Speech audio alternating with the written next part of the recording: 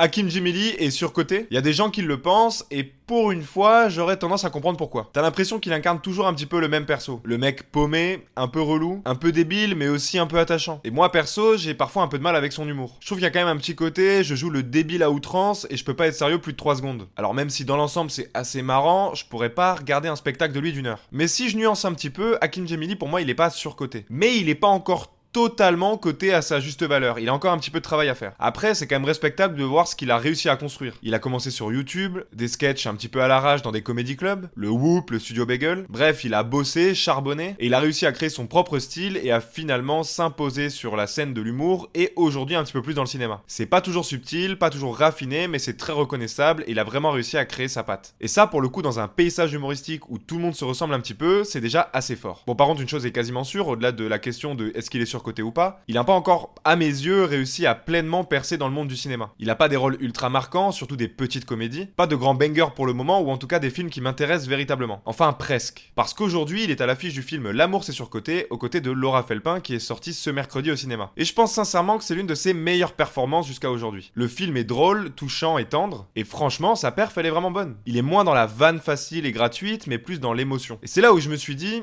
ah ouais, Hakim Djemili, c'est peut-être pas que des vannes de débiles. Peut-être qu'en fait, il peut être un vrai acteur, coté à sa juste valeur et qui nous propose des performances intéressantes. Alors non, pour conclure, j'aurais tendance à dire que Hakim Djemili n'est pas complètement surcoté, comme je le disais juste avant, qu'il se cherche encore en tant qu'acteur, mais pas en tant qu'humoriste pour le coup, il a vraiment trouvé sa patte, ça c'est une certitude. Et honnêtement, je préfère quelqu'un qui sort de sa zone de confort et qui teste des choses, qui prend des risques, plutôt qu'un humoriste qui est coincé dans son propre personnage et qui finit par s'essouffler au fil des années. Bref, si t'as envie de voir sa performance dans le film L'amour c'est surcoté, c'est déjà disponible en salle de cinéma, je t'invite à y aller et à me donner ton avis dans les commentaires. Tu me remercieras plus tard, allez bisous.